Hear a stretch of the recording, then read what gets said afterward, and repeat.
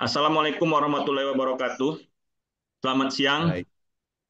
kepada semua partisipan atau peserta Muji Santoso Training and Consulting kelas online pada hari ini, tanggal 11 bulan Oktober 2024.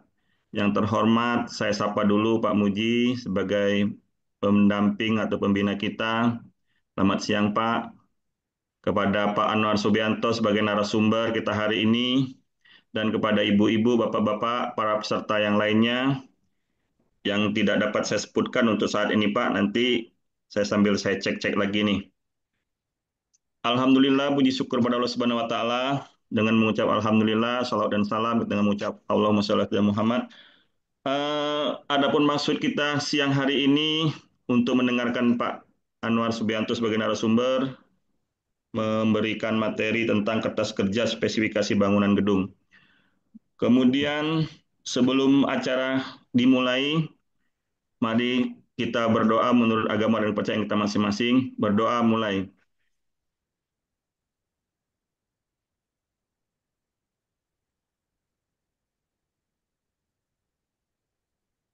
Doa selesai. Selanjutnya, saya sebagai moderator izinkan saya membacakan tata tertib. Yang pertama, peserta mengikuti kegiatan sesuai jadwal pelaksanaan. Narasumber akan menyampaikan materi 45 menit dan kemudian dilanjutkan diskusi tanya jawab dipandu oleh moderator. Peserta yang mengajukan pertanyaan silakan klik tombol raise hand. Yang keempat, post test daftar hadir akan disampaikan melalui chat Zoom setelah narasumber menyampaikan materi. Demikian yang dapat saya utarakan sebagai pembuka ini. Mikrofon, waktu silakan dimanfaatkan oleh Pak narasumber, Pak. Pak, saya kasihkan kesempatan dan 45 menit boleh sampai 45 menit silakan Pak untuk memanfaatkan waktu. Pak Anwar. Ya, siap. Terima kasih Pak Yudi, terima kasih Pak Muji. Eh, Selamat siang Bapak Ibu semuanya. Assalamualaikum warahmatullahi wabarakatuh.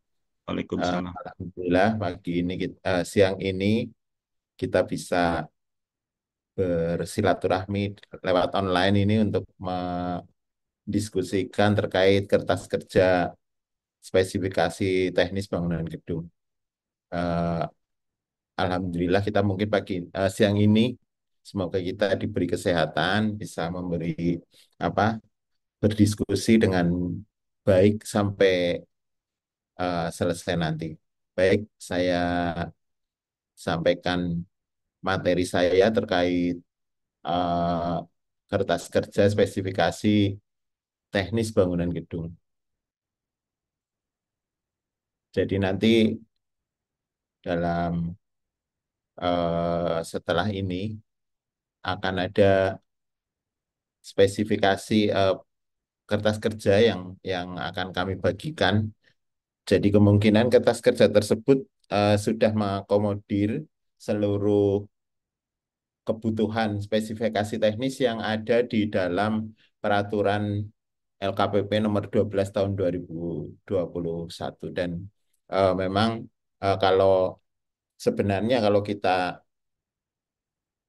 membaca, ya, membaca terutama spesifikasi teknis bangunan gedung itu memang masih ada yang belum sempurna, jadi perlu disempurnakan. Biasanya yang dibuat sebenarnya ini juga penting untuk konsultan perancang karena apa?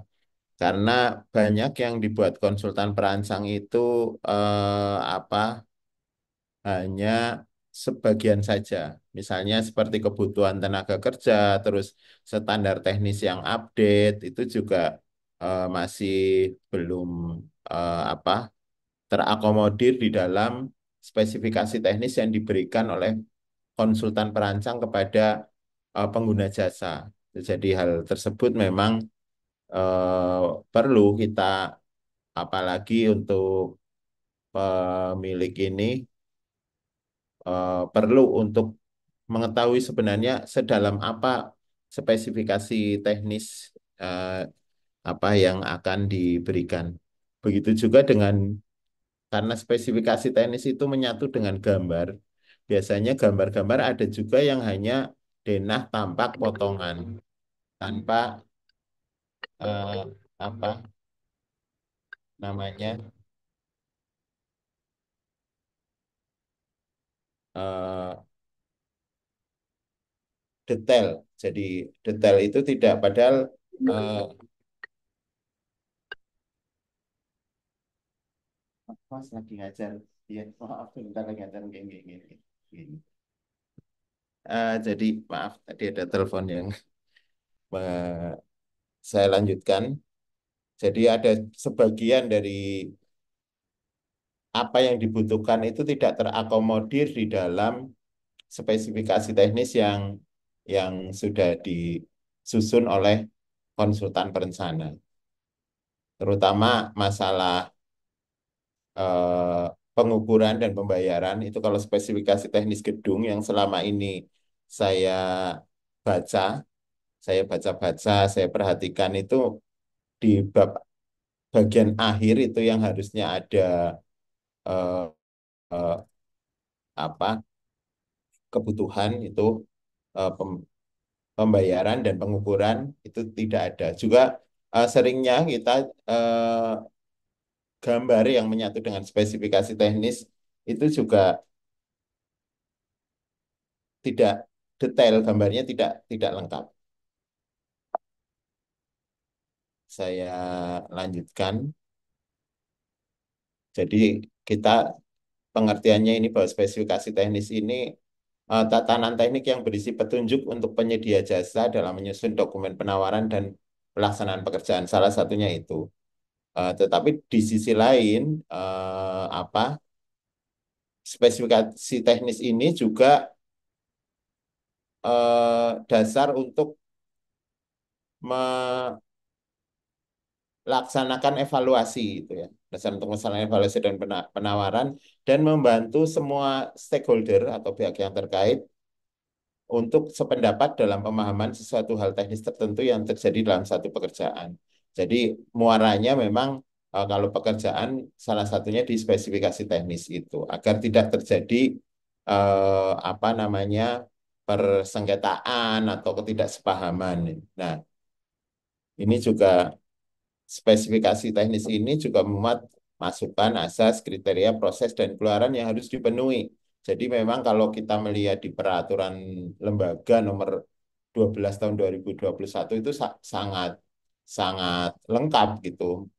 Sampai dengan prosesnya pun harus mempertimbangkan adanya keselamatan konstruksi, terus apalagi dengan adanya peraturan perundang-undangan terkait tingkat komponen dalam negeri dan harus memprioritaskan produksi dalam negeri, SNI dan sebagainya. Itu makanya nanti di kertas kerja yang akan kami sampaikan itu juga ada tabel bahwa untuk pekerjaan ini terutama materialnya itu sudah eh, TKDN atau belum, TKD-nya berapa, produk dalam negeri atau bukan gitu. Nah, terus misalnya standarnya SNI atau bukan karena eh, bangunan gedung itu juga banyak yang memakai standar non SNI, misalnya apa beton, terus pekerjaan baja, pekerjaan tanah itu juga banyak sekali yang standarnya bukan dari Indonesia, ada yang dari Amerika, ada yang dari Inggris, ada yang dari Jepang. Nah, itu hal tersebut yang akan apa membuka wawasan kita bahwa oh ternyata seperti ini dan masih banyak kita baca spesifikasi teknis yang tidak mencantumkan eh, standar-standar tersebut. Misalnya seperti standar struktur beton. Itu kan yang terakhir adalah terbitan ICI tahun 2019, terus diadopsi di Indonesia tahun 2019 juga. Tetapi banyak perancang kita masih memakai eh, produk tahun 2012. Padahal hal itu sudah diupdate di tahun 2019. Dan kalau 2012 mungkin belum memperhitungkan ada likuifaksi, ada gempa, dan lain sebagainya. Nah, di tahun 2019 itu sudah memperhitungkan gempa dan lain sebagainya. Jadi memang banyak konsultan yang belum update terhadap aturan, norma, pedoman, standar, manual yang terbit akhir-akhir ini. Nah, Tahap persiapan pengadaan ini, nah ini spesifikasi teknis kan dibuat di tahap apa persiapan pengadaan ini. Ini tugas PPK yang salah satunya adalah apa menetapkan dan mereview spesifikasi teknis. Itu tugas PPK itu menetapkan spesifikasi teknis dan apa detail engineering design untuk pemilihan pekerjaan konstruksi. Nah, detail engineering design ini salah satu di dalamnya adalah spesifikasi teknis dan gambar. Jadi tidak hanya gambar yang berdiri sendiri, tetapi juga dilanjutkan dengan spesifikasi teknis dan bill of quantity yang nanti kalau sudah dimasuki harga, dia menjadi harga estimate engineer, terus dilanjut menjadi owner estimate atau HPS. Nah, dokumen persiapan pengadaan ini yang tadi tadi dari spesifikasi teknis, KAK, PS, DED, untuk pemilihan penyedia jasa ini ada rancangan kontrak dan uang muka, selanjutnya diberikan ke UKPBJ. Mungkin di UKPBJ direview, tapi review UKPBJ kan tidak sedalam karena bukan teknis ya, hanya barangnya ini sudah benar atau belum sesuai dengan peraturan yang berlaku. Nah, jadi memang meskipun direview, reviewnya memang memang berbeda kalau di UKPBJ. Tapi review teknis memang seharusnya sebelum masuk ke UKPBJ itu sudah ada review teknis. Misalnya uh, melibatkan tim teknis dari dinas instansi teknis ya, misalnya kalau bangunan gedung dari Cipta Karya, dari Tata Bangunan, dari Dinas PUPR, atau mungkin tim akademisi yang memang ahli di bidang gedung. Nah, itu bisa mereview itu. Atau misalnya memang sudah menggunakan tenaga manajemen konstruksi ya, konsultan manajemen konstruksi yang mereview DED dan spesifikasi teknis terutama itu. Karena memang eh, teknologi bangunan itu juga semakin ke sini semakin berkembang. Misalnya kalau misalnya di rumah sakit, gedung rumah sakit, dulu mungkin memakai lembaran-lembaran tertentu yang apa vinil ya, memakai vinil. Nah, sekarang ada cat yang bisa menggantikan vinil, jadi akan lebih praktis lagi. Terus mungkin beton. Kalau beton mungkin konvensional dicor gitu. Mungkin sekarang ada beton ringan yang langsung dalam bentuk plat-plat. Misalnya untuk plat lantai sudah tidak perlu lagi dicor, tapi tinggal membeli dan apa menjadi plat beton. Jadi mungkin kalau memang kita lebih kita perhatikan misalnya kayak perkembangan teknologi di Cina yang begitu cepat gitu ya, teknologi konstruksi ada bangun 17 lantai hanya 2 minggu, terus eh, bangun bangunan yang tinggi itu hanya memerlukan waktu yang tidak lama gitu. Nah, itu semua memang perlu ketahui dijadikan tambahan wawasan bagi konsultan perancang dan juga kita sebagai mungkin sebagai owner atau sebagai pengguna jasa. Nah, di dalam peraturan yang ada bahwa tadi spesifikasi teknis barang dan jasa itu harus mengutamakan produksi dalam negeri. Kalau di barang dalam negeri ada ya memakai produksi dalam negeri. Misalnya semen itu ya kan kita sudah punya pabriknya atau beton ya ada batching plant. Tapi mungkin ada apa bagian komponen-komponen tertentu yang memang harus impor yang memang semua harus ada justifikasinya memang harus impor. Dan produk bersertifikat SNI ini diutamakan. Tapi kalau memang SNI tidak ada ya yang jelas kita mengutamakan yang sudah bersertifikat. Terus produk usaha mikro dan kecil serta koperasi dari hasil produksi dalam negeri. Ini juga mungkin banyak apa produk usaha kecil ya. Sekarang banyak misalnya kita untuk apa gedung gitu untuk eh, fasad gedung penutup fasad itu juga banyak yang misalnya untuk fasad yang bernuansa lokal gitu kan. Misalnya ada yang kayak semacam eh, batik sebagai fasad di gedung itu juga juga harus apa bukan harus, banyak yang merupakan produksi dari usaha mikro dan kecil serta produk ramah lingkungan. Nah, ini kemarin ada pameran di Serpong ya eh, di BSD itu eh, banyak produk-produk sekarang yang ramah lingkungan. Ada yang dari kertas daur ulang, ada yang dari apa hasil-hasil tumbuhan gitu, ada dari enceng gondok, ada dari eh, pohon pisang gitu.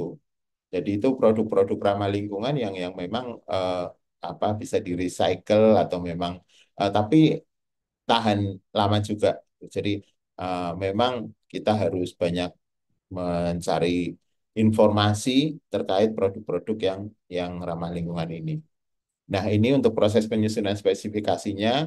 Ini yang pertama adalah mendefinisikan kebutuhan. Jadi kebutuhannya apa sih ini? Oh, kita mau bangun gedung, gedung apa? Gedung olahraga atau gedung eh, perkantoran biasa gitu ya, atau rumah sakit, terus atau mungkin pasar gitu, gedung komersil, atau mungkin gedung pendingin ya, cold storage misalnya di pelabuhan perikanan dan lain sebagainya. Itu kan eh, mendefinisikan kebutuhan itu dulu dan mengumpulkan seluruh persyaratan dan mengidentifikasi semua pihak stakeholder. Ya, persyaratannya misalnya rumah sakit itu juga ada kan peraturan Menteri Kesehatan nomor 40 tahun 2020 terkait gedung rumah sakit, pedoman teknisnya. Di samping memang ada pedoman bangunan gedung negara. Itu syarat-syarat itu, terus syarat-syarat teknisnya juga, terus mengidentifikasi spesifikasi, itu menganalisa produk dan persyaratan dan kebutuhan semua pihak. Jadi memang penting ini end user dilibatkan. Ini baru saja kemarin kami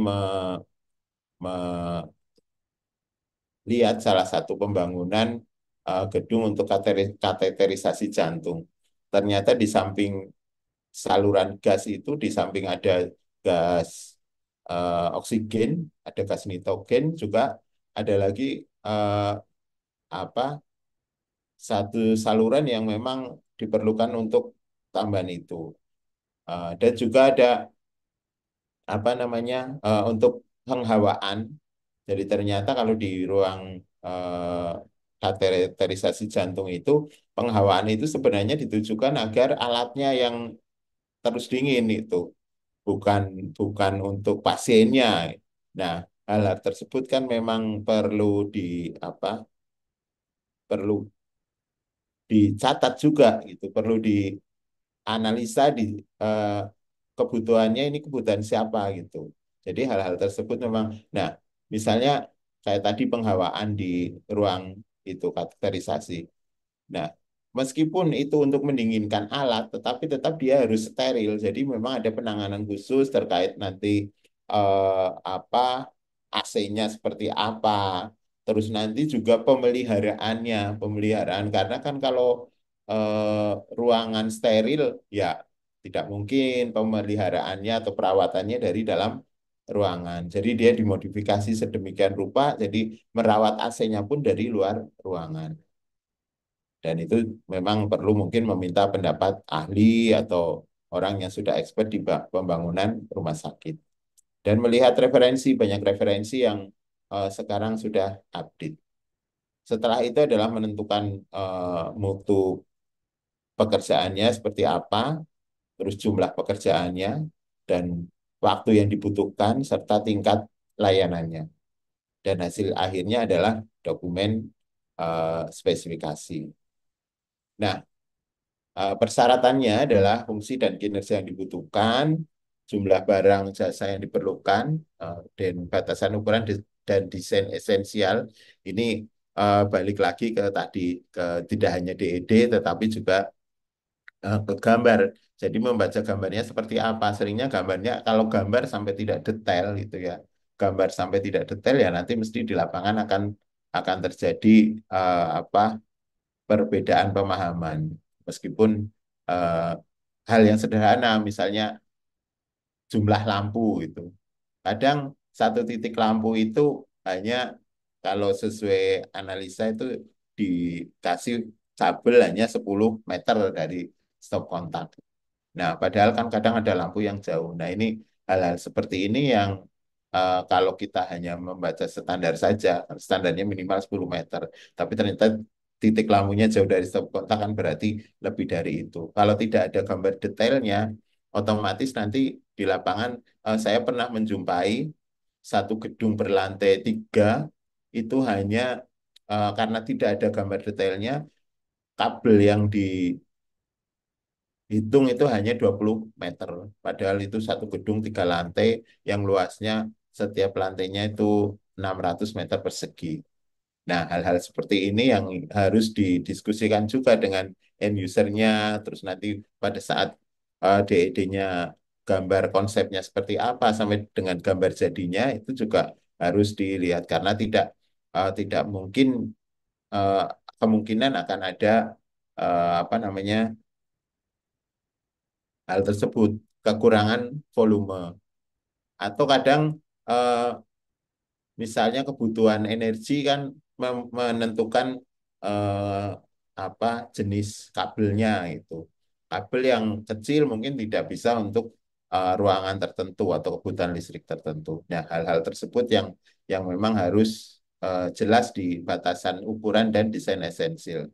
Terus standar internal atau eksternal, baik nasional, regional atau internasional yang relevan itu tadi sudah kami sampaikan bahwa ya utamakan yang SNI. Tapi kalau memang SNI tidak ada ya kita mencari yang lain.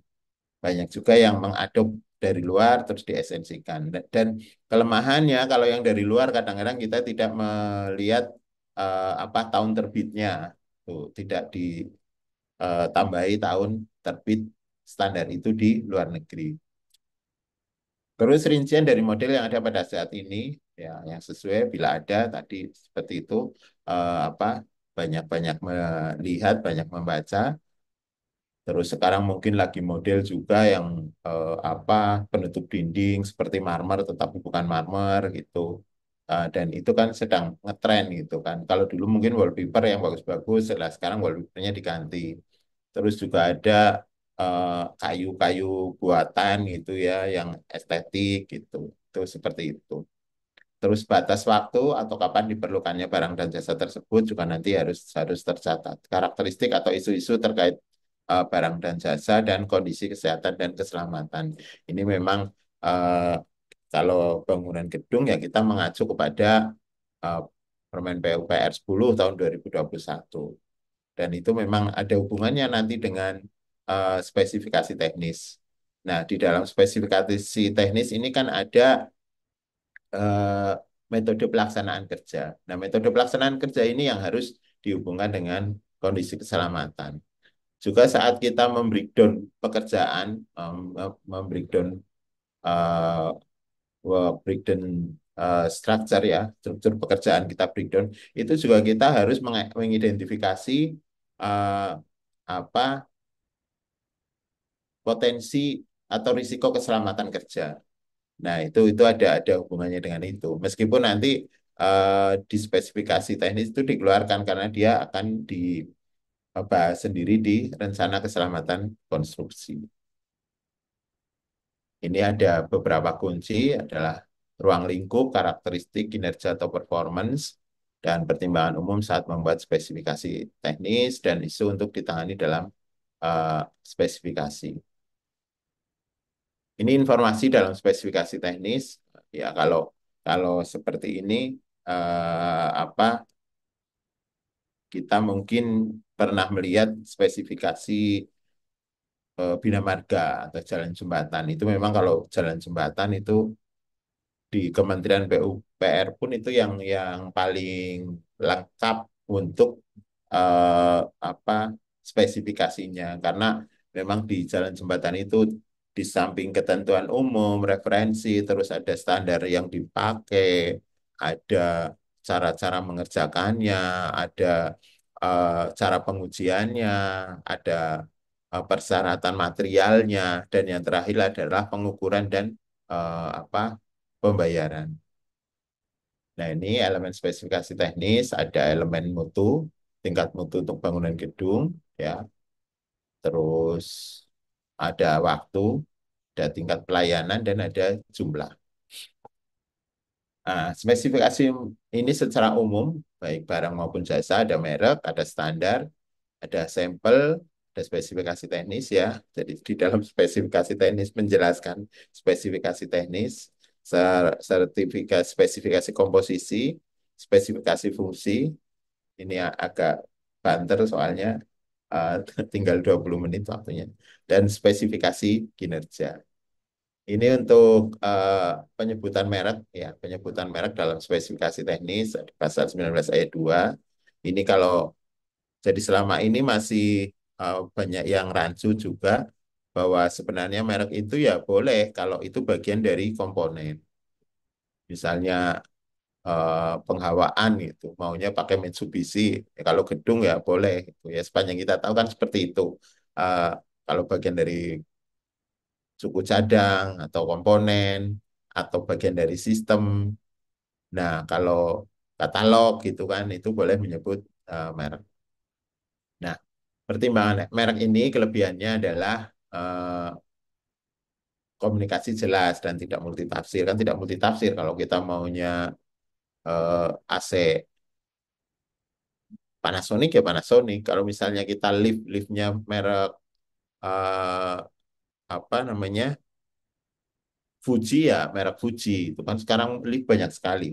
Itu di saya pernah ke agen lift ya di Jogja itu. Ternyata satu agen itu ya dia jualan lift berbagai merek yang diproduksi dan memang kebanyakan eh, produksi dari Cina. Dan kelemahan menggunakan merek ini karena sudah bermerek ya branded itu mungkin sudah cenderung mahal dan mungkin jadi tidak menciptakan kompetisi. Tapi karena untuk bangunan-bangunan tertentu memang ada merek-merek yang apa secara pengalaman itu bagus untuk bangunan itu. Misalnya untuk bangunan kesehatan mungkin Daikin atau Mitsubishi itu. Dan ada memang yang hak cipta ya, hak cipta merek itu. Jadi misalnya kayak VRV itu kan mereknya Mitsubishi, nah dia punya hak cipta. Jadi orang lain tidak bisa pakai. Terus misalnya juga kalau dari dalam bangunan itu ada pondasi, pondasi ada pondasi jaring laba-laba. Itu kalau kita mau pakai itu juga harus apa namanya meminta izin kepada pemilik hak cipta.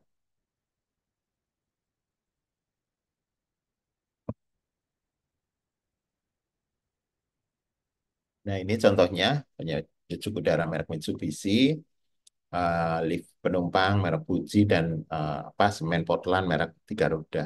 Ini karena bagian dari konstruksi, bagian dari komponen gitu ya, suku cadang ini boleh dipakai mereknya. Atau mungkin kita menggunakan standar apa pendekatan standarisasi, misalnya standar dari luar itu eksternal, tetapi juga ada kelemahannya karena apa? Standar merupakan kompromi berbagai pihak terkait industri tersebut. Jadi ini karena memang jadinya banyak sekali produk-produk yang eh, memakai standar tersebut. Terus ada juga mungkin spesifikasi teknis dengan menggunakan sampel. Nah, ini kalau menggunakan sampel, saya kemarin ketemu ini ada di ada pemerintah daerah yang sedang membuat museum, tapi patungnya ini ada sampelnya ternyata. Nah, apa? Ya, saya baru ketemu itu pendekatan seperti itu, pendekatan secara sampling dalam maksudnya dalam bangunan gedung dalam dunia konstruksi itu. Dan itu juga patungnya apa dinilai serta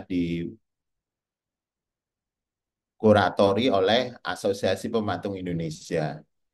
Jadi mungkin Bapak Ibu yang mau bikin monumen itu ya nanti biar tidak terjadi salah paham, jangan di apa pahami sendiri gitu. Jadi harus harus melibatkan ahli-ahlinya itu. Karena memang patung ini kan barang seni gitu.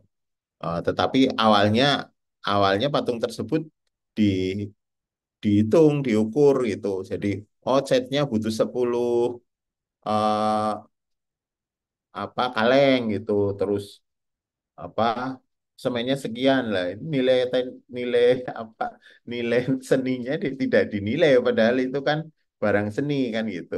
Nah, itu yang sering kita lupa gitu bahwa ada barang seni yang sebenarnya eh, ya harus ahlinya gitu. Ya mungkin nanti kalau seperti itu lukisan Mona Lisa ya hanya oh dia hanya butuh cat 5 kaleng dengan warna hijau, kuning, merah, ungu gitu kan. Ya hal-hal tersebut juga modelnya juga itu ini pendekatan model yang saya apa temui. Nah, pendekatan spesifikasi teknis terkait bentuk, dimensi, warna ini meliputi yaitu tadi karakteristik karakteristik fisik atau dimensi, kekuatan dan sebagainya, detail desain, toleransi, terus material yang digunakan, metode produksi atau pelaksanaan, persyaratan pemeliharaan dan persyaratan operasi. Misalnya sekarang toleransi, toleransi kita membuat kolom gitu ya, kolom beton gitu. Membuat kolom beton itu ada toleransinya, toleransi apa eh, kulit betonnya itu dari tulangan itu minimal berapa gitu. Nah, terus jarak antar tulangan berapa, terus kekuatan betonnya nanti ada toleransinya juga. Oh, ini harus misalnya untuk bangunan gedung apa minimal itu 25 MPa misalnya. Itu mau misalnya kalau oh ternyata dia hanya hanya mencapai 21 MPa itu boleh enggak? Nah, ternyata kita baca di toleransinya, oh toleransinya 20% itu, atau 5%. Nah, itu toleransi hal-hal seperti itu juga harus kita tanyakan. Misalnya meskipun kita bukan orang teknik ya, kita bukan orang konstruksi, tapi kita mau membangun gedung, kita kan berhak untuk menanyakan, ini ada toleransinya enggak? Toleransinya seperti apa? Terus material yang digunakan seperti apa? Kita seringnya eh, menanyakan terkait material ini, menanyakan setelah jadi beton, diuji setelah jadi beton kuat atau enggak. Tapi kita jarang menanyakan eh, bahan penyusunnya itu sudah lolos uji atau belum. Misalnya kayak eh, kerikilnya atau agregat kasarnya itu sudah lolos saringan atau belum. Terus tingkat eh, kekuatannya seperti apa. Itu kan sebenarnya harus diatur juga di dalam spesifikasi. Kalau kita melihat ada spesifikasi yang bunyi bahwa beton kerikil harus bersih itu. Ya oke dari dari visual ya bersih. Tetapi kan kerikil itu kan ada keausan, tingkat keausannya berapa? Apakah boleh 40% atau 50% atau semakin tinggi 60%? Nah, itu juga mestinya diatur di dalam apa spesifikasi teknis ini. Nah, ini untuk pendekatan teknisnya mungkin memerlukan tenaga ahli dan menyusun spesifikasi teknis yang sempurna. Nah, ini juga sayangnya banyak konsultan kita yang masih belum apa sesempurna itu gitu loh. Jadi kadang-kadang menjadi konsultan ya wis lah jadi konsultan karena nggak ada ini lain tapi ya ada konsultan yang profesional yang benar-benar apa mengutamakan produk yang baik gitu. Mengutamakan layanan. Tapi saya masih banyak menemui konsultan yang belum sampai ke sana. Nah, ini untuk komposisi. Nah, ini komposisi saya contohkan gambarnya di sini adalah beton. Jadi apa komposisi beton ini yang yang ada semen, ada pasir, ada kerikil gitu. Nah, ini pun di mestinya di komposisinya berapa gitu. Nah, kemarin kami juga menemui seperti itu. Itu 1, 2, 3 Pak di spesifikasi itu. Padahal ternyata untuk lantai kerja itu ya, untuk lantai gitu, beton itu minimal kalau konvensional itu K300. Nah, kalau K300 kalau misalnya tembak dengan hammer test itu ya mestinya di atas 30 di atas 25 MPa. Itu misalnya seperti itu. Nah, hal-hal seperti itu yang harus diatur memang oleh oleh perancang gitu. Kalau misalnya kita bukan orang teknik ya kita eh, paling tidak nanya ini komposisinya seperti apa. Ini ada kelebihannya, bisa lebih spesifik dan rinci, terus dapat digunakan untuk melakukan verifikasi. Tetapi kelemahannya memerlukan tenaga ahli yang kompeten untuk menyusunnya. Ya memang nanti di samping sudah diatur di apa spesifikasi teknis, tetapi kalau beton kan masih harus menggunakan menyusun geometrik design itu. Terus fungsi spesifikasi fungsi menetapkan kegunaan atau hasil yang diinginkan dengan berfokus pada apa yang ingin dicapai. Misalnya kayak lift berfungsi atau tidak, terus fungsi AC itu. Nah, spesifikasi kinerja ini penggunaan barang dan jasa dalam bentuk keluaran atau output atau hasil outcome tertentu. Tapi ini eh, bukan tidak arahnya tidak ke pengadaan bangun gedung. Nah, gabungan spesifikasi fungsi dan kinerja ini yang arahnya lebih ke apa penyusunan spesifikasi bangunan gedung. Jadi ini. Nah, nah ini. Jadi spesifikasi untuk konstruksi itu kan kalau barang kan hanya outputnya saja. Nah, kalau untuk konstruksi itu karena jasa, harus ada inputnya, harus ada prosesnya, dan harus ada outputnya. Jadi kalau konstruksi dan konsultasi, kenapa dibuatkan spesifikasi teknis atau kerangka acuan kerja? Karena memang ada input dan ada prosesnya. Jadi kan tidak tidak langsung jadi itu ya harus ada di jalan, harus ada prosesnya dan prosesnya ini juga harus diatur gitu ya. Diaturnya ini dalam spesifikasi teknis. Mungkin oh ini beton side mix gitu ya. Jadi betonnya mau pakai cangkul disampur atau mau pakai apa namanya mixer ya, mixer yang kecil itu konkret mixer yang kecil atau mau dibuat di batching plant seperti itu. Nah, itu juga harus diidentifikasi dari atas, dari depan gitu.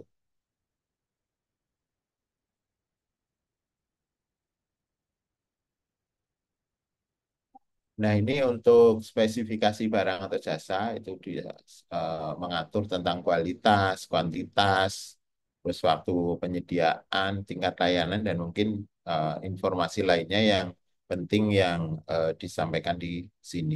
Dan nanti itu kita mencoba menguraikannya di dalam kertas kerja. Sedangkan untuk jasa konstruksi dan lainnya, ini eh, jadi inputnya adalah material, barang, dan ada peralatan, ada personil atau manusia, terus ada metode pelaksanaan kerja,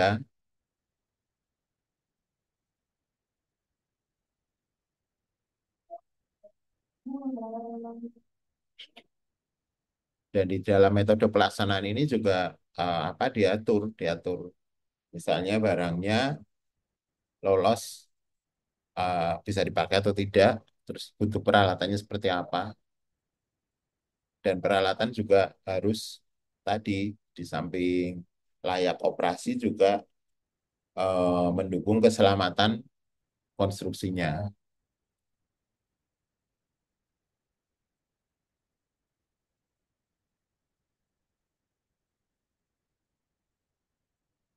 Dari input yang sudah diproses itu nanti akan dihasilkan output yang merupakan performance. Jadi memang kalau jasa konstruksi ya yang dibayar ini ada input dan ada proses serta output. Kalau prosesnya tidak baik, tidak benar sesuai dengan spesifikasi, saya yakin performanya juga akan apa berbeda. Jadi eh, spesifikasi teknis itu ya harus clear, harus jelas. Ya. Jadi cukup informasi bagi penyedia, tidak ragu-ragu. Misalnya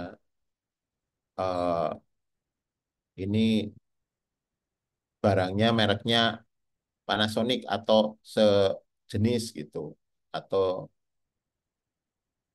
apa ada dua merek dan lain sebagainya. Lebih baik kita jelaskan aja, kita clearkan saja yang mana yang mau dipakai. Jadi singkat, padat, concise. Jadi semua mau ada hal yang penting saja. Misalnya, oh ini eh, kerikil harus memenuhi standar kekuatannya seperti apa, tingkat keausannya berapa persen, begitu aja. Jadi nggak usah dijelaskan rinci prosesnya enggak, tapi bahwa ini harus memenuhi standar ASTM nomor sekian tahun sekian terkait apa bentuk batuannya dan komprehensif dapat memberikan gambaran ruang lingkup pekerjaan sampai hasil pengadaan dapat dimanfaatkan oleh pengguna akhir. Ini biasanya di depan di eh, apa dijelaskan dan menyeluruh dapat memberikan gambaran ruang lingkup pekerjaan sampai hasil pengadaan dan dapat dimanfaatkan oleh pengguna akhir. Terus di samping itu konsisten, ya, jadi kriteria yang dipersyaratkan tidak berubah-ubah, harus konsisten baik terkait persyaratan yang harus dipenuhi atau hal lainnya yang harus dilaksanakan oleh penyedia. Itu misalnya semen ya dari awal mau pakai semen apa Portland semen atau semen hidrolik gitu ya. Itu juga misalnya kalau tidak ada Portland semen, oh bisa diganti dengan semen yang lain seperti apa.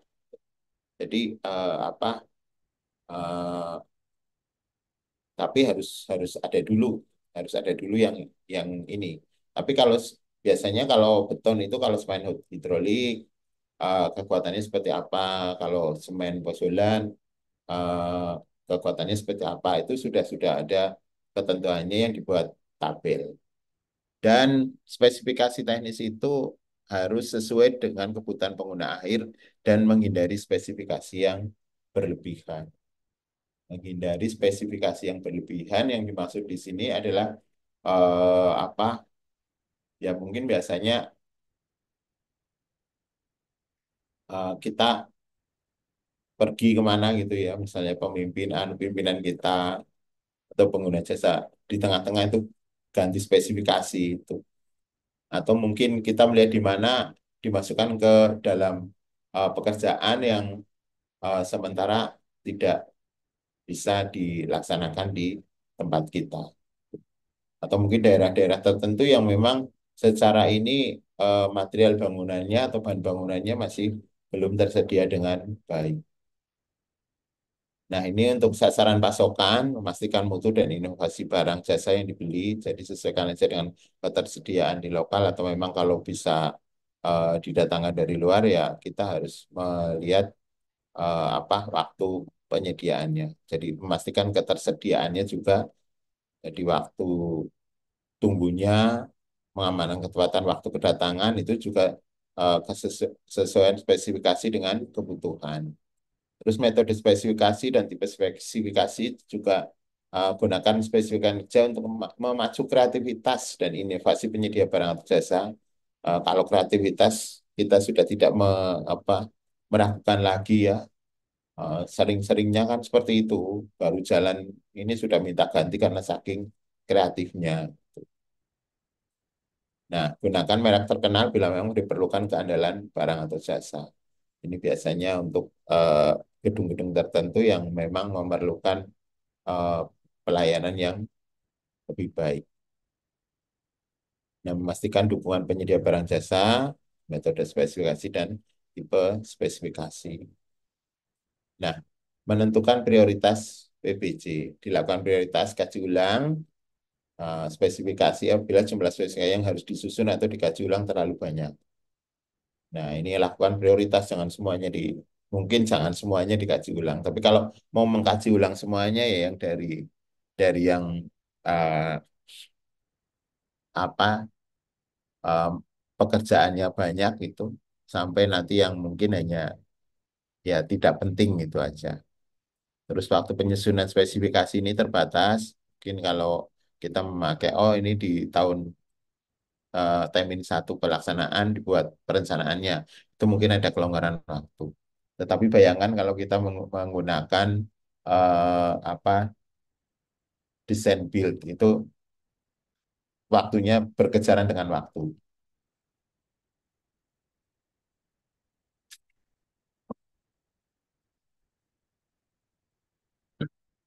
Terus bisa saja kita mendapatkan prioritas bila merupakan spesifikasi baru itu diprioritaskan. Spesifikasi tersebut sudah lama tidak direview lagi. Ini memang bukan kadang ya yang mereview ya ahli-ahli spesifikasi itu ya disesuaikan lagi dengan kondisi saat ini. Terus memang ada perubahan yang berubah sangat canggih. Ya misalnya tadi di luar rumah instan sederhana ya mungkin kalau kita melihat eh, di pameran bangunan itu misalnya kayak kloset aja sekarang ada kloset yang mungkin apa kalau kita masuk dia membuka sendiri gitu misalnya ada kan ada yang seperti itu.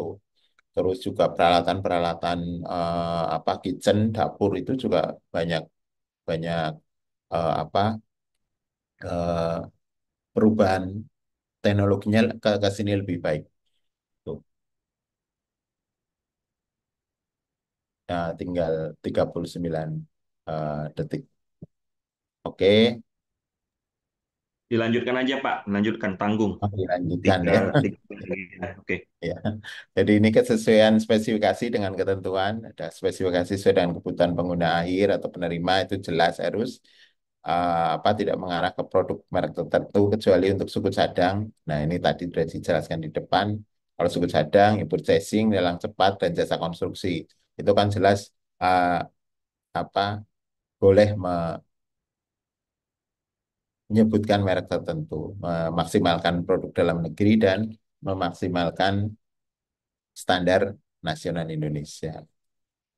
Dan dengan kondisi terkini, jadi barang jasa yang saya itu dibuat masih masih enggak terdapat di pasar, nanti tahu-tahu discontinue. Tersedianya penyedia yang mampu mengadakannya dalam waktu yang telah ditentukan. Nah ini kadang-kadang ya kita jadi berpikiran negatif ya, padahal kita konsultan itu nanya survei gitu. Ada yang berpikir, ah itu kan bawaannya konsultan untuk mengunci ini ya. Sebenarnya tidak semua konsultan seperti itu. Karena memang konsultan kadang kan nanya ke supplier, nanya ke vendor itu kan jelas tidak beli. Nah, konsultan itu tidak beli, nanya ke vendor sama ke ini. Cuman mau ini loh kalau misalnya gedung ini memakai ini, saya minta brosur, minta eh, apa gambaran barangnya seperti apa. Menggunakan teknologi terkini dan tidak discontinue, terus tingkat efisiensi serta konsumsi bahan bakar energinya seperti apa. Itu alat-alat berat ya terutama ya. Nah, misalnya, oh ini cukup pakai eh, apa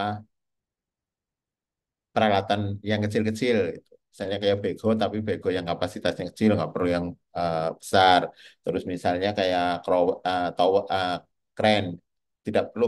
Nah ini tidak perlu tower crane, ini hanya perlu mobile crane itu. Kan hal-hal seperti itu harus harus dipertimbangkan.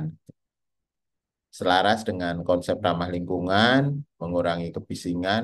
Sekarang ada misalnya mau memakai peralatan tiang pasang yang hidrolis yang tidak bunyi. Tetapi tetap yang namanya eh, membangun gedung itu ya eh, harus diatur sedemikian rupa agar tidak mengganggu lingkungannya. Terutama ini beberapa tahun terakhir ini pengembangan rumah sakit itu apa rumah sakitnya sudah ada, kita nambahin gedung. Nah, itu kan ada yang harus kita eh, lakukan terkait dengan agar tidak mengganggu pasien yang sudah ada. Dan mungkin dengan konsep ramah lingkungan, bangunan gedung hijau dan lain sebagainya, biaya perawatannya menjadi rendah. Ya banyak sih bangunan gedung hijau agar lebih dingin gitu. Misalnya kita membuat kolam-kolam gitu. Saya pernah di Kediri itu ada masjid ya, masjidnya itu nggak pakai AC, tapi ternyata dia banyak kolamnya. Jadi kolam itu memang mengurangi tingkat kepanasan, dan itu kan juga merendahkan biaya operasional dan biaya perawatan masjid itu. Jadi karena tidak pakai AC kan lebih ekonomis tuh. Dan kolamnya itu ada ikannya, ya mungkin jadi apa hal lain yang lebih bagus gitu. Nah, nah, ini jangan lupa Bapak Ibu sekalian untuk mendokumentasikan dan menginventarisasi apa kebutuhan dari user atau pengguna. Terus dokumen hasil kaji ulang kerangka acuan kerja dalam dokumen perencanaan pengadaan. Kan kita ada KAK yang kadang masih banyak orang bertanya, ini di depan ada KAK, kok di belakang ada KAK? Nah, mungkin pengistilahannya nanti ke depan dibedakan saja. Jadi tidak ada dua KAK di dalam satu pekerjaan.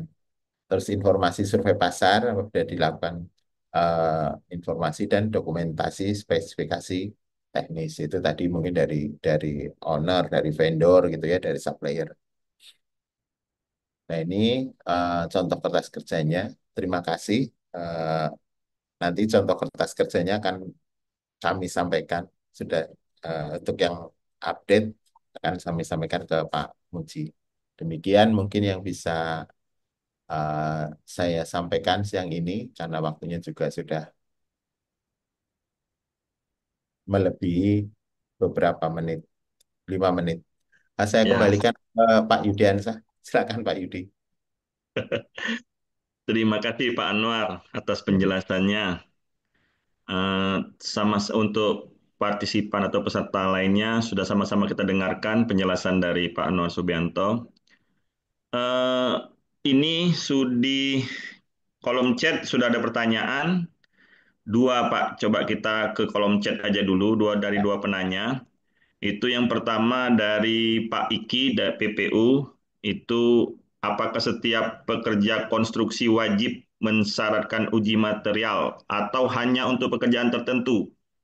Dua, biaya CAR, kontrak all risk, apakah ada standarnya untuk pekerjaan konstruksi? Ya, Dilanjutkan dengan Pak Dandi Iswandi, apakah untuk semua pekerjaan beton pengecoran pada gedung harus diuji beton?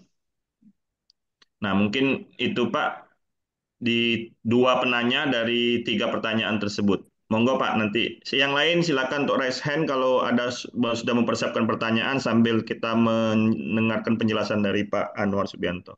Monggo ya. Pak.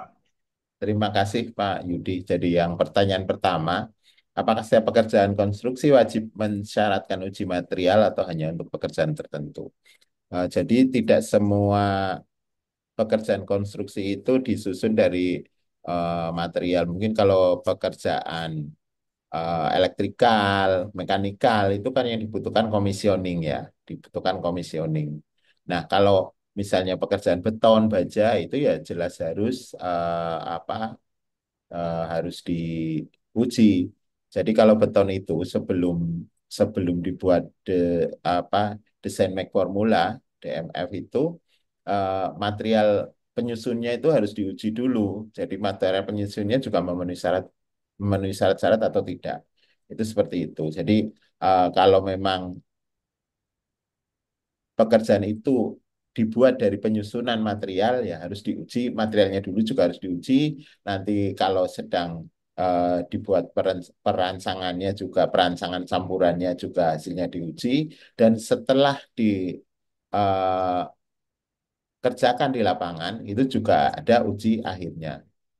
Malah kalau jalan itu, misalnya aspal itu ada apa percobaannya dulu, misalnya mencoba 1-2 ton untuk digelar hasilnya seperti apa, apakah sudah benar atau belum itu.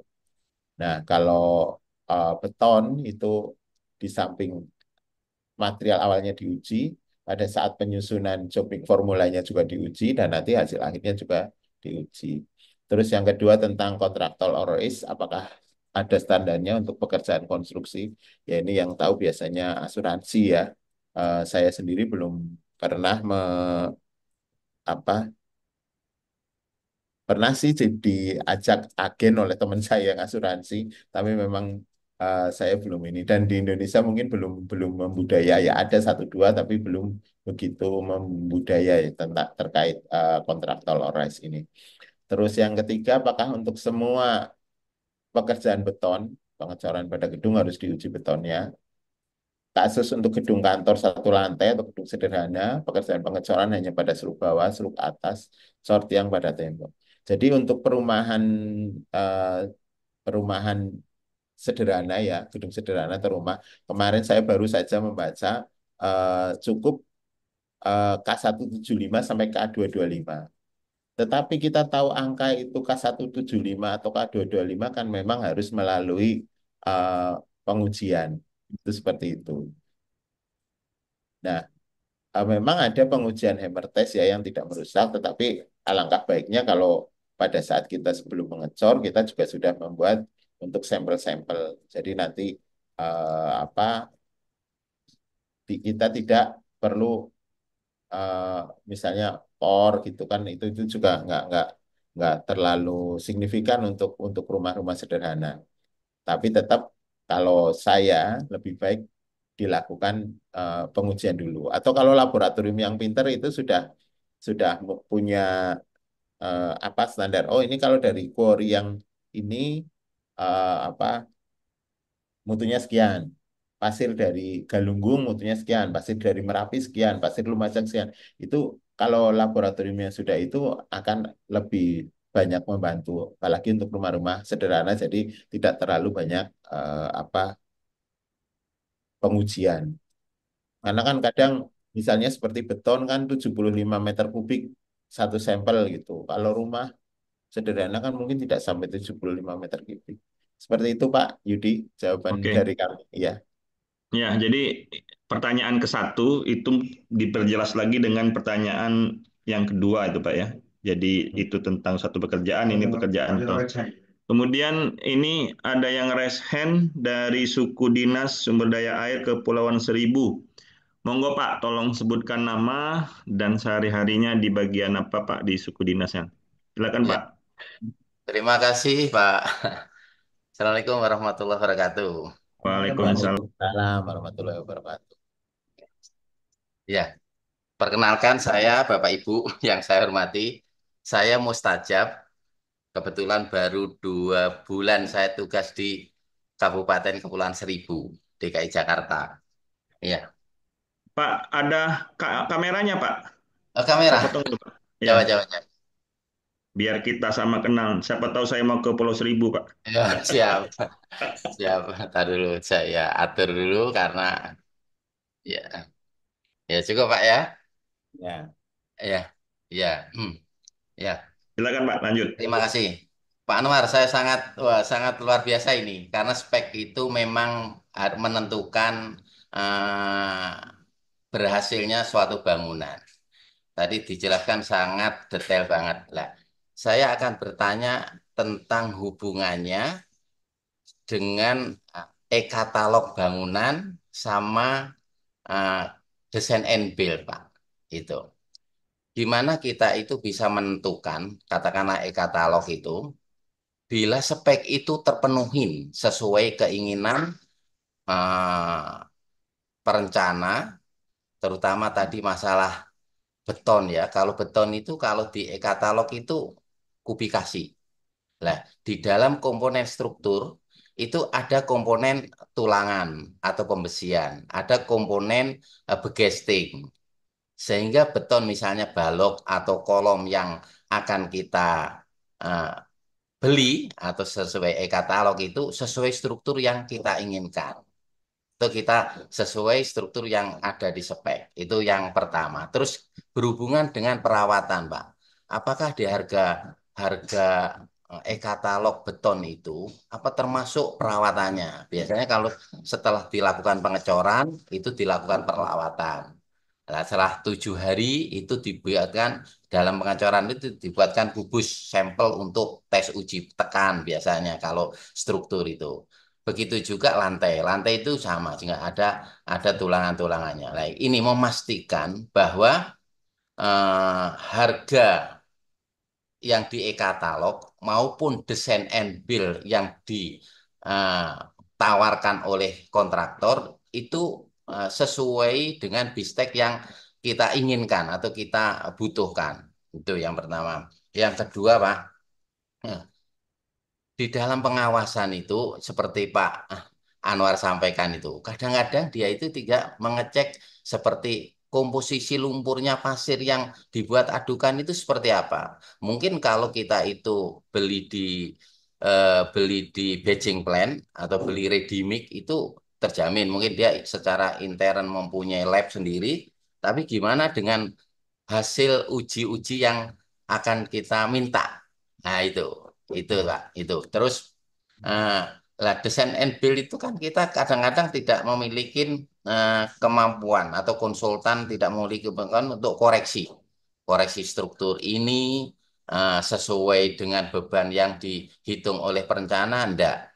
Nah, hal-hal seperti ketiga hal tadi, spek hubungannya dengan e-katalog, terhubungannya dengan desain and build yang akan eh, dirancang oleh kontraktor. Itu Pak, kira-kira itu Pak pertanyaannya Pak. Terima kasih. Nah, baik Pak, ini pertanyaan yang apa bagus sekali, berat ini, berat sekali ini. Jadi kalau e-katalog dengan spek ya Pak, ya mestinya pada saat membuat membuat apa namanya etalase itu kan ada spek juga di situ. Tetapi kadang kita lupa, kita cuma beli aja. Iya, Ya, tuh. memang kalau beli barang itu kalau kayak beli mobil kan juga ada waktu tenggangnya berapa 30 hari atau berapa gitu. Iya. Mestinya kalau kita membeli beton ya harus ada waktu tenggangnya juga, harus ada waktu. Ini kalau misalnya apa ya masa sih kita yang memelihara Pak? Ya mestinya yang memelihara penjualnya kan ada garansinya itu kan misalnya gitu. Apa kuring beton misalnya ya harus dialah yang melaksanakan kan beton itu kan apa produk akhirnya ya setelah dipelihara, setelah dirawat, setelah dikuring, setelah tiap hari mungkin disirami kan gitu. Kalau cuman apa datang ngecor beton udah selesai, ya saya mending jadi pengusaha beton, Pak. Kalau saya mending saya jadi pengusaha beton. Yaitu katalog terus mungkin di katalog kan kita hanya pesan-pesan aja, aku pesen sekian meter kubik. Bisa nggak misalnya di e-katalog itu ya ini nanti ahli-ahli katalog lah ya Pak. Saya agak kurang ini kalau apa saya kurang menguasai juga katalog. Kalau menurut saya sih di katalog itu ya ditulis pesanan. Saya pesan apa beton misalnya 30 meter kubik atau berapa apa berapa truk itulah. Itu tapi dengan persyaratan bahwa yang melakukan perawatan ya juga mereka gitu. Sampai misalnya sampai batas waktu 30 hari atau 28 hari gitu. Nah, di samping itu mereka juga harus memberikan misalnya sampel untuk diuji. Jadi mungkin justru di mungkin di luar speknya di surat pesanannya itu sudah ada bunyi seperti itu. Itu sudah ada bunyi seperti itu. Jadi kita juga kan kita sekarang lagi pengen apa apa katalog kadang yang nggak apa yang nggak dipikir nggak bisa katalog juga dikatalogkan meskipun meskipun akhirnya banyak ditangkepin KPK juga ya Pak ya itu terakhir kan kemarin ada yang ditangkepin juga beberapa katalog gitu ya memang kalau untuk kalau prosesnya benar ya saya yakin ini tapi kalau spesifikasi berhubungan dengan katalog kalau di pekerjaan konstruksi misalnya beton tadi ya di surat pesanannya saja dibawa oh untuk beton ini ada perawatan seperti ini saya mintanya seperti mintanya dirawat gitu. Terus kalau misalnya di design and build gitu ya di design and build kan jelas harus ada manajemen konstruksi. Nah untuk apa istilahnya mengendalikan kualitas agar sesuai dengan spek ya mestinya kalau di sepanjang yang saya tahu saya pernah ikut di design and build itu ya si karena perencana dan kontraktor jadi satu, dia kan mengajukan terus ke pemilik ini yang dibantu oleh MK. Ya MK-nya mestinya juga punya tenaga ahli yang lebih mumpuni daripada kontraktor dan perencananya, Pak, kan seperti itu. Kalau tidak mumpuni ya mungkin ada tim teknis yang memang saya sampaikan tadi dari perguruan tinggi atau dari apa. Jadi waktu kami ikut di desain NBT itu seperti itu. Jadi di samping MK-nya juga ada tim teknis dari perguruan tinggi yang memang menguasai apa eh, lebih menguasai teori-teori struktur bangunan itu. Ya, itu seperti itu. Mungkin itu ya, Pak jawaban dari kami terkait itu. Nggih. Iya, iya, terima kasih. Ya, Ini satu gimana lagi Pak? Pak ya. Satu lagi mungkin Pak Monggo, monggo Yudhana. Pak. Nah, Iya, iya. s- Nah, sambil menunggu kebet yang lain, silakan yang lain untuk iya, raise hand. betul. Kebetulan kami ini kan baru 2 bulan ya tugas di Pulau Seribu dan sudah ada kontrak. Sudah ada kontrak. Jadi udah melaksanakan kontrak lah. Terutama pemecah gelombang, Pak. Pemecah gelombang. Pemecah Freeport, gelombang Pak. ini, eh, eh, saya kebetulan di kontrak kami itu precast.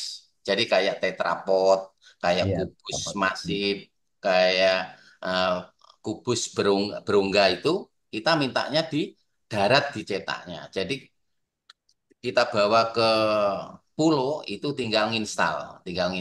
Nah itu yang saya tanyakan Pak, masalah beton. Kan setelah diinstal kita tutup dengan beton kan di atasnya itu untuk menyatu sehingga tanggul kita ini selain dia sebagai tanggul pemecah gelombang atau tanggul sebagai DPT penahan abrasi itu kita cor sehingga bisa lewat wisata itu bisa jalan keliling tanggul. Masalah beton instan Pak, beton instan ini kan kita nggak tahu Pak, beton instan itu kan misalnya produk SJG katakanlah. Itu kita nggak tahu kandungan lumpurnya seperti apa, terus semen kerikilnya seperti apa yang Pak Anwar sampaikan tadi. Eh, Itu apa kita nerima aja dengan kondisi yang disediakan oleh pelaksana, atau kita juga minta uji material beton instan tadi di dalam hal pelaksanaannya. Karena kita nggak tahu kan mungkin dia campurannya pakai kandungan lumpurnya seperti apa, nggak pernah disajikan itu untuk spek biasanya di karung itu biasanya di speknya disampaikan. Itu Pak, itu seperti apa? Karena ini kita cor di pantai, kan kita harus pastikan bahwa air yang untuk ngecor itu benar-benar air yang sesuai spek kita inginkan.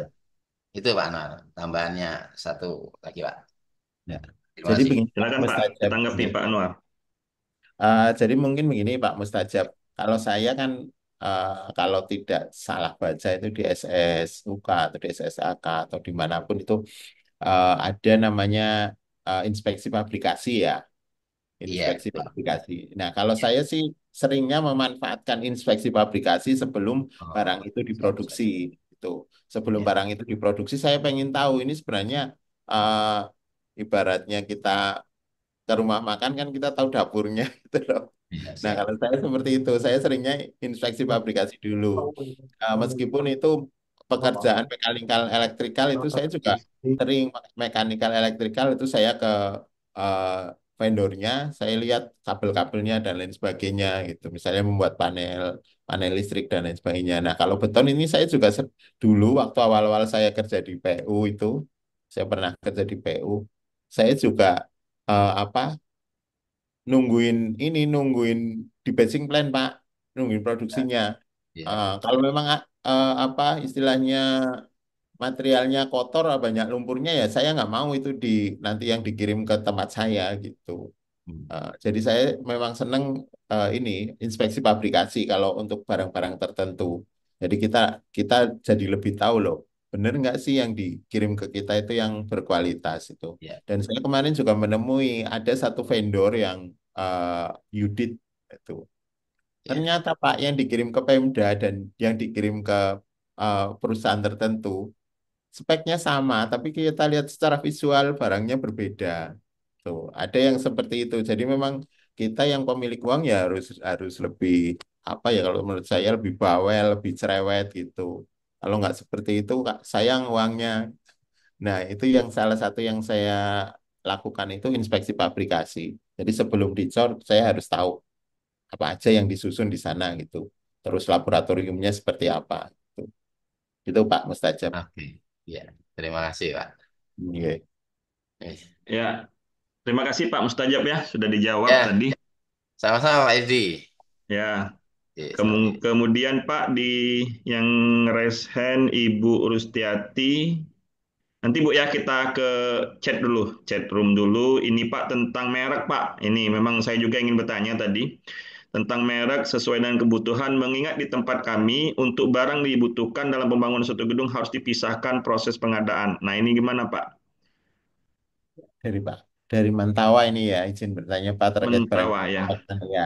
Komponen dalam pekerjaan konstruksi dimungkinkan menyebutkan merek sesuai dengan kebutuhan. Mengingat di tempat kami untuk barang yang dibutuhkan dalam pembangunan satu gedung harus dipisahkan proses pengadaannya karena merupakan belanja modal. Pertanyaannya, apakah dalam proses pengadaan barang yang dibutuhkan dalam pembangunan gedung dimaksud dapat menyebutkan merek, mengingat dalam spesifikasi teknis pekerjaan konstruksi memang dibutuhkan barang dengan merek tertentu.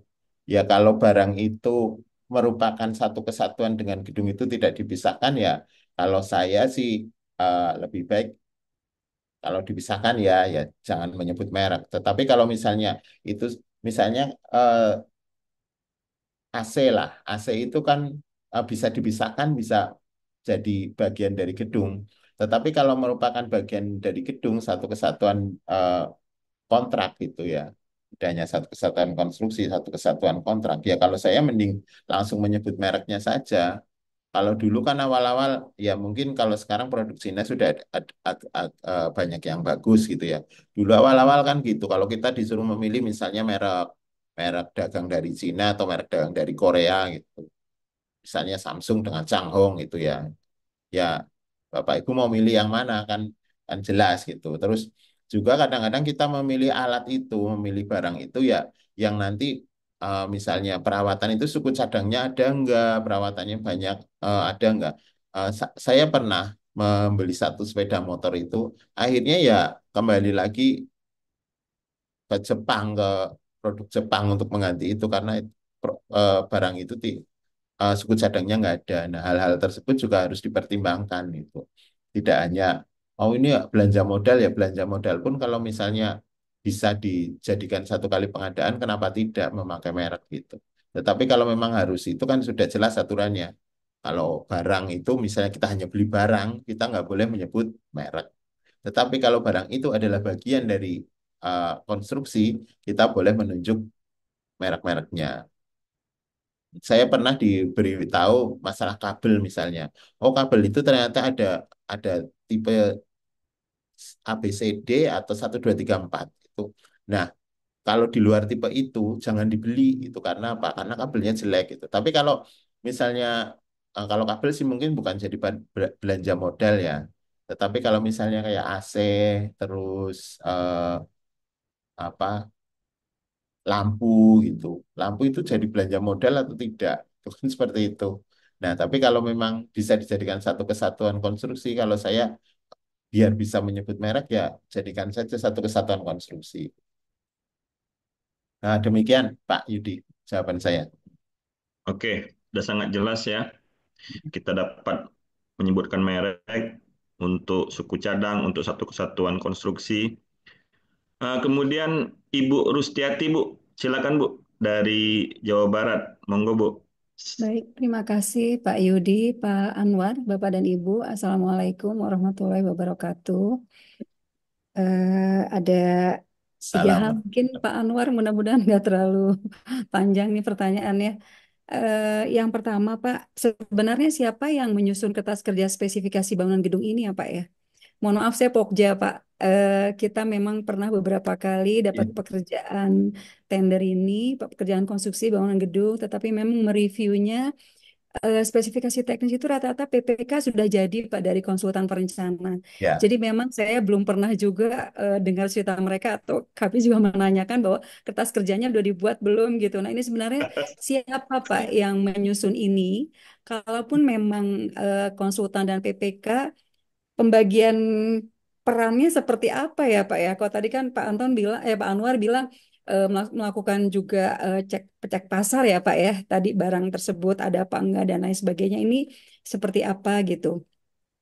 Yang kedua, Pak, dimungkinkankah perubahan spesifikasi teknis yang disusun oleh konsultan perencana pada saat memang PPK-nya memang di instansi teknis nih, Pak. Jadi ternyata begitu dicek kembali spesifikasi teknis misalkan untuk peralatan atau yang lainnya ini ternyata nggak ada di pasaran, sudah nggak ada atau memang dari sisi jumlah terbatas dan lain sebagainya ini apakah dimungkinkan ya Pak ya PPK?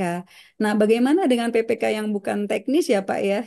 Itu resikonya memang akhirnya banyak adendum dan pekerjaan jadi agak terhambat nih Pak pelaksanaannya. Yang ketiga Pak, ini mungkin di luar konteks ya. Pada saat kita merencanakan satu pekerjaan konsultan perencana konstruksi ya Pak ya. Nah, ini kan kita juga baru bisa menghitung RAB atau HPS untuk pekerjaan konstruksinya itu setelah pekerjaan konsultan perencana ini selesai ya Pak ya. Bagaimana memperkirakan biaya, kebutuhan biaya untuk pekerjaan jasa konsultansi konstruksi perencanaan ini nih Pak untuk pembangunan konstruksi berikutnya. Karena ini juga jadi pertanyaan saya belum belum dapat nih Pak jawabannya sebenarnya bagaimana memperkirakan karena kan memang ada proporsi ya Pak ya. Kalau kita membangun satu bangunan gedung sekian rupiah, nanti proporsi untuk konsultan perencanaannya sekian, pengawasnya sekian gitu. Nah, ini kalau di awal nih Pak seperti apa gitu memperkirakannya. Itu aja mungkin Pak Anwar. Hatur nuhun. Mohon maaf apabila ada hal yang kurang berkenan. Pak Yudi, terima kasih. Assalamualaikum warahmatullahi wabarakatuh. Waalaikumsalam. Silakan Pak Anwar. Monggo Pak, monggo. Ibu Rustiati. Jadi apa kertas kerja itu siapa sih yang bikin kan itu ya. Jadi kalau saya ya pekerjaannya di mana gitu. Kalau kita sudah meng-hire konsultan, ya konsultan yang membikin. PPK-nya tinggal mereview kan gitu. Tapi kalau kan kadang ada Bu di daerah lain ya, mungkin di Jawa Barat nggak ada. Di daerah lain itu yang membuat semuanya di PPK-nya. Itu ya PPK yang harus membuat kertas kerjanya. Itu seperti itu. Jadi kertas kerja siapa yang membuat ya siapa yang mau menyusun spek tek itu.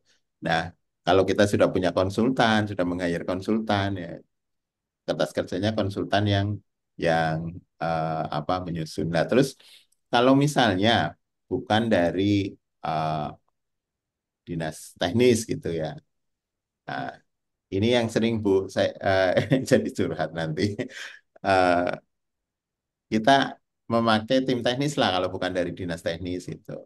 Ini saya mendampingi beberapa rumah sakit kan mereka isinya dokter, perawat, ahli gizi itu kan. Nah, mereka mau membangun apa sekarang kan ada BPJS ada yang kris itu loh yang satu kelas itu kan. Nah, ini apa dokter-dokter rumah sakit juga mau membangun yang untuk melayani kris itu yang pelayanan kelas rawat inap standar itu yang satu dua tiga jadi satu.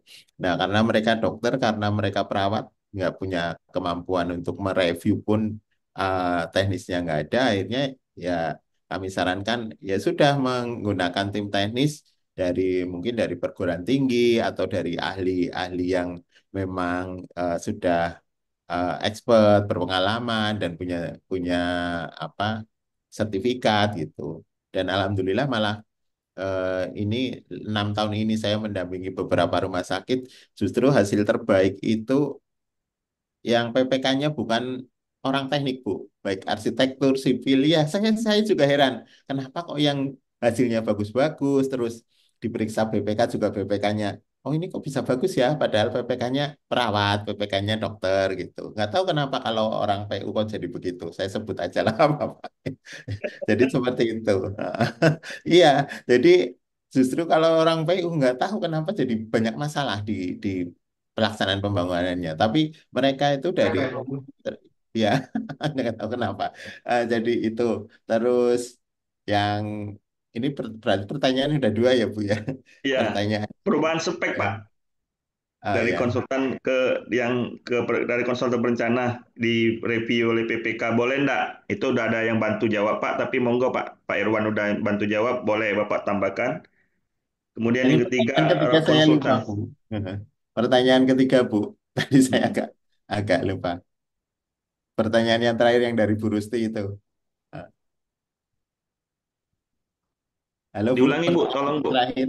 Tolong Bu, itu maksudnya kan waktu kita mau menyusun RAP itu kan kita pakai konsultan perencana itu. Ya. Bagaimana kita memperkirakan biaya-biaya terhadap konsultan perencananya atau perkiraan awal dalam penyusunan anggaran Bu? Yang mana Bu? Mungkin Ya, itu ya, diperjelas. ya itu Pak. Jadi memang pada saat kita merencanakan desain awal ya Pak ya, itu kan kita belum tahu nih seberapa besar kebutuhan misalkan membangun gedung 4 lantai. Kan konsultan nih belum tahu ya perkiraan untuk konstruksi. Sedangkan kita juga ada aturan yang mengatur proporsi antara pekerjaan konstruksi nilainya berapa. Nah, itu persentase untuk perencana dan pengawasnya itu berapa persen. Nah, itu gimana ya Pak ya menentukan Kalau saya begini, Bu, perkiraan? misalnya empat Iya, lantai ya. Misalnya empat lantai luasannya berapa? Kan kita kadang ada di beberapa daerah ya yang menetapkan apa harga standar untuk penganggarannya sebenarnya. Untuk penganggarannya betul, misalnya, betul, oh betul. ini kalau tipe A misalnya 5 juta per meter, tipe B misalnya 7,5 juta per meter, tipe C misalnya 10 juta per meter. Nah, tahun depan kita mau apa? Kita akan membangun rumah sakit 4 lantai dengan luasan misalnya 2.000 meter persegi kan gitu.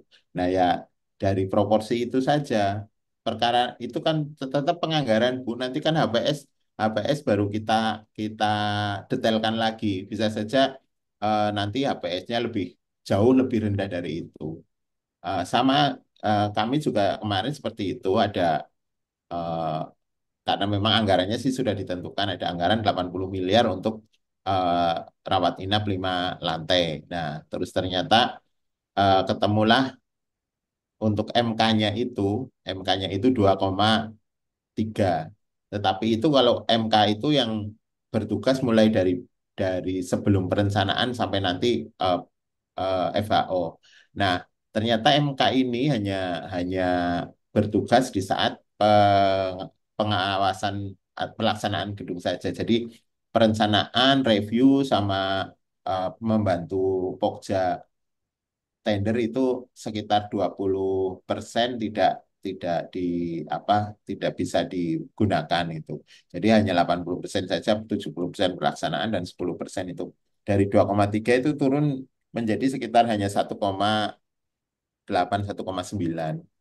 Tapi untuk penganggaran gedungnya yang 5 lantai itu, ini kan enaknya karena sudah ada, oh ini saya mau bikin gedung 80 miliar itu. Nah sekarang kalau misalnya belum ada anggarannya, nah kita biasanya di PU itu ada standar eh, biaya gedung ya, bukan berdasarkan kompleksitas itu. Untuk lantai untuk sederhana, misalnya kelas A itu 5 juta per meter, kelas B, kelas C biasanya hanya 3 kelas itu. Nah nanti kita mau yang sederhana, sedang atau yang mewah gitu. Oh misalnya kita mau bikin yang sederhana saja, berarti kan 5 juta kalikan lantai kalikan misalnya dia setiap ketinggian kan mungkin ada faktor pengalinya. Nah nanti totalnya ketemu berapa dikalikan sesuai dengan Permen PUPR 2218. Gitu. Kalau saya seperti itu Bu. Ya, Iya, iya. Ya, mangga Pak Anwar. Terima kasih ya Pak Anwar ya. ya, sama-sama Bu. Ya. Pak Yudi, terima kasih. Ya, Assalamualaikum. mungkin gini Ibu Rustiatia saya bantu jawab. Kalau tadi ada satu pernyataan dari Ibu, berapa sih kira-kira kita pakai konsultan perencana? Berapa biaya untuk konsultan pengawas? Itu kalau kami, Bu, ya saya nggak belum update ini apakah ini yang terbaru atau enggak. Kita pakai di Permen PU nomor 22 2018 tentang pedoman pembangunan gedung negara, itu tabel 1 itu ada itu antara sampai dengan 250 untuk perencanaannya 18%, dan terus itu bisa kita ini kan Bu. Ada misalnya berapa sih kira-kira dana untuk RAB atau HPS yang kita butuhkan gedung itu, kita main di persentase itu diatur dalam peraturan Menteri PU itu Bu. Mungkin itu yang bisa saya bantu. Boleh untuk kawan-kawan Permen PU nomor 22 tahun 2018. Tapi saya nggak tahu ada yang terbaru atau enggak ini. Ini yang kami pakai selama ini Bu. Yang lain mungkin Pak, ada pertanyaan lain. Iya, silakan. Ada pertanyaan lain dari bapak-bapak dan ibu-ibu lainnya. di raise hand nggak ada, di di chat kolom chat nggak ada, di raise hand nggak ada. Mungkin tadi Ibu Dewi Sartika ini, saya lihat tadi Ibu Dewi Sartika, Bu. Selamat Pak siang, Bu. Tadi angkat-angkat tangan ini, apa angkat tangan raise hand atau angkat tangan yang lain? Silakan, Bu. Ada yang perlu dipertanyakan, silakan. Ibu Dewi Sartika dari Rokan, Bu ya. Rokan Hulu apa Rokan Hilir, Bu? Di unmute, Bu. Dari Rokan dulu, Pak. Nah, silakan Bu. Saya tadi lihat angkat-angkat tangan tadi. Apa angkat tangan mau bertanya atau manggil temennya kan gitu kan? Silakan Bu. Sejauh ini apa yang disampaikan oleh pemateri, eh, kita mengulang kaji kalau bahasa Melayunya ya. Jadi lebih mengingat-ingat lagi, jadi lebih makin paham. Ada yang kesilap-kesilap yang sebelum-sebelumnya. Jadi kita lebih lebih lebih apa lagi lebih lebih tajam lagi lah cara kita dalam bekerja, terutama kami yang Pogja sekaligus jadi saya juga sebagai PPK di Dinas Pendidikan, dinas-dinas lainnya juga ditunjuk jadi PPK. Eh, banyak banyak ilmu yang didapat terutama dari eh, Pak Muji dan dari pemateri-pemateri yang hadir. Ini memberikan wawasan yang apa nama itu reminding lah sebenarnya itu yang kita lakukan tiap hari tapi dengan adanya yang disampaikan oleh pemateri kita yang hebat-hebat gini kan lebih oh iya gitu apalagi kita sebagai Center of Excellence di UKPBJ ini kalau ada Dinas SKPD yang bertanya dengan kita bisa buka lagi tuh dokumen-dokumen gitu ya Pak ya Pak Musiras Ya, Pak Yudiansyah. Gitu sih, oke. Pak. Sejauh ini kalau bertanya banyak sih pertanyaannya. Nemunya nanti begitu kita nemuin kasus baru kita buka berkas. Kalau saat ini, lewat, lewat, lewat gitu ya kan. Gitu sih. Mm-mm. Thank you ya. Makasih Bu. Ya, makasih Iya, Bu. iya. Pak Andreas Simamora, silakan Pak. Dari tadi sudah tersenyum, mungkin tersenyumnya telah mengisyaratkan bahwa ini sangat diperlukan untuk kita kerja sehari-hari. Monggo Pak, silakan Pak. Terima kasih Pak Yudi. Pak Anwar, tadi menarik Pak pernya- pernyataan Bapak. Eh, Kalau bukan orang teknis, terus didampingi hasilnya lebih bagus Pak. Pertanyaan saya, gimana feelingnya Pak supaya cari orang seperti Bapak untuk dalam mendampingi Pak? Supaya Maksudnya nggak gimana nih? nggak dibohongin, supaya nggak dibohongin Pak. Ya itu kalau kita bukan orang tenis ya kalau saya bukan orang tenis misalnya ya saya mencari yang lebih pintar dari saya lah yang tapi ya itu tadi nanti hubungannya juga dengan penganggaran ya. Jadi kalau kita mengundang orang ya minimalnya ya apa disediakan transport dan penginapan misalnya gitu. Tapi kalau kita bukan orang tenis misalnya, ya kayak tadi saya mendampingi apa di eh, kan kalau saya mendampinginya dari sisi pengadaannya gitu kan. Meskipun secara teknis ya insya Allah bisa lah ngomong gitu. Tapi kalau ada misalnya ahli beton, ahli struktur gitu ya, ahli kelistrikan gitu kan akan lebih afdol lagi. Seperti itu Pak Simamora. Terima kasih Oke. Pak. Eh, di sini saya tegur Pak Tommy ini. Wah, ini sahabat saya ini, guru saya ini. Monggo Pak Tommy, dari kawan-kawan dari Jogja ini. Silakan Pak, tolong Pak, ada pernyataan atau pertanyaan yang kira-kira membuka wawasan kita di sini Pak. Terima kasih Pak Yudiansah ketemu kembali ya. Pak Iya, Anwar apa kabar? Baik, Lama nggak ketemu. alhamdulillah. Selamat ketemu Mas Tommy.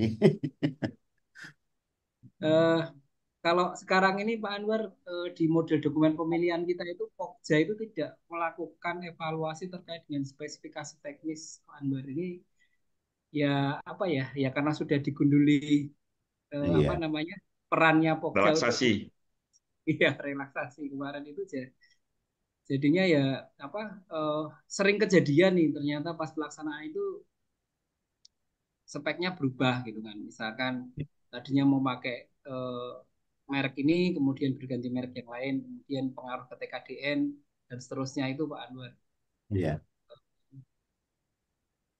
itu mungkin yang sering terjadi ini sekarang seperti itu Pak. Jadi Iya, Pokja itu karena toolsnya sudah nggak bisa melakukan apa eh, review ya terkait dengan spek tadi ya ataupun apa tidak tidak menjadi bagian evaluasi ya spek itu. Jadi ya sudah gitu kan jadi risikonya PPK gitu Pak Anwar. iya, Mungkin itu. iya. Gimana Pak Anwar kira-kira?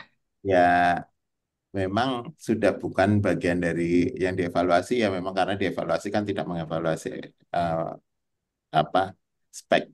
Tapi ini kak, saya kemarin ada teman-teman dari mana ya? Itu gini, terkait evaluasi kewajaran harga yang di bawah 20% itu loh Pak. Ya, Jadi apa eh, dia mengecek harganya dari spesifikasi teknis itu. Jadi spesifikasi teknis tetap menjadi bahan atau bagian ya bukan bukan yang di bukan spesifikasi teknisnya yang dievaluasi, tetapi spesifikasi teknis itu membantu pada saat evaluasi kewajaran harga karena memang dia turunnya mungkin banyak sekali terus apakah benar dengan harga sekian setelah kita cek itu spesifikasinya terpenuhi. Tuh. Itu ada teman yang seperti itu dan saya pikir iya ya logis juga misalnya saya meminta speknya lumayan bagus itu tetapi saya cek di pasaran eh, spek kan juga menentukan harga juga kan ya, dia berani harganya rendah gitu. Nah, itu kemarin saya dapat dapat pelajaran dari teman saya itu. Oh ya, ternyata benar dengan kita punya spek, kita punya bisa mencari standar harga yang sesuai spek itu. Jadi kalau eh, apa harganya terlalu jauh, turunnya juga saya yakin tidak akan terpenuhi untuk dia membeli apa barang sesuai spek yang kita inginkan. Ya, itu seperti itu Mas Tommy. ya. Berarti kalau nanti ada penawaran di bawah 80% HPS itu tetap Pokja harus melakukan apa evaluasi kewajaran harga itu dengan mempertimbangkan spek teknis yang disusun PPK dan yang Ya, ditawarkan tadi itu ya. teman saya seperti itu dan ternyata dia bisa memangkas memangkas yang hanya menawar seenaknya itu gitu loh. Siap, Eh, siap. gitu. Jadi dengan dia melihat spek, oh kalau spek kayak gini nih harganya sekian di pasaran. Nah dia si penawar ini kok berani rendah sekali itu. Nah, waktu di evaluasi kewajaran harga ditanya ini dapat harga sekian rendah sekali dari mana kan gitu. Ya Siap, pertanyaan siap. seperti itu sih. Ya memang tidak bukan speknya ya yang dievaluasi ya, tetapi spek itu sebagai pendukung apa mengevaluasi yang lain. Tuh. Meskipun nanti di jalan juga seringnya ya nanti, nah ini speknya apa discontinue dan lain sebagainya. Seperti itu Mas Tommy. Saya kembalikan Ya, ke moderator. terima kasih Oke, Pak Anwar, Pak GNG. Yudi. ya, saya teringat dari senior-senior kita, Pak. Itulah gunanya kita review. Jadi ketika ada masalah, ini Spokja ya, saya ngomong Spokja. Ya, yang penting dalam review sudah kita nyatakan bahwa ini sebaiknya diganti, ini sebaiknya diperbaiki atau di ini. Yang penting kita sebagai Pokja berwaspada di awal dengan memperingatkan teman-teman dan tugas kita hanya mengingatkan dalam review. Mungkin itu tambahan saya sebagai orang yang masih dalam Pokja ini. Siap, siap. Kemudian satu lagi lah, ini sudah lewat 32, Pak Kristanto Pak, monggo Pak, dari Natuna ini. Siapa tahu kami dengan Pak Tommy ini mau jalan-jalan ke Natuna ini Pak.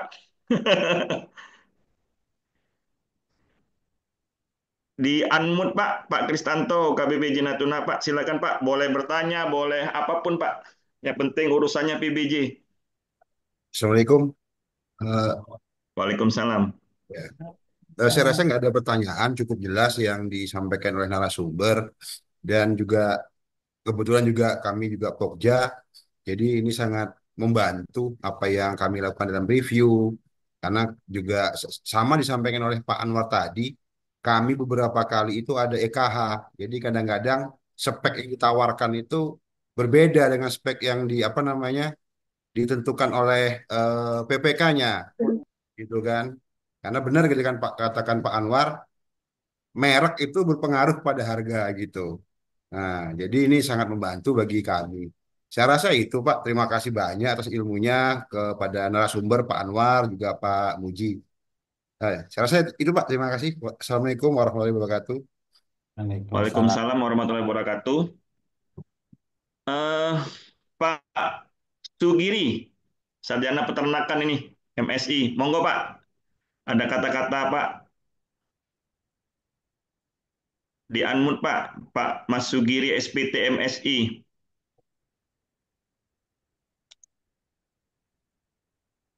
Atau Ibu Anggia Bu, monggo Bu, di unmute, silakan. Silakan. Assalamualaikum warahmatullahi wabarakatuh. Waalaikumsalam. Penjelasannya jelas sampai saat ini. Memang yang menarik tadi itu yang tentang basic PPK bukan basic dari teknik tuh yang jadi justru lebih hati-hati dalam melaksanakan pekerjaan konstruksi. Ya itu yang menarik tadi. Mungkin itu aja Pak. Selain itu udah jelas semua.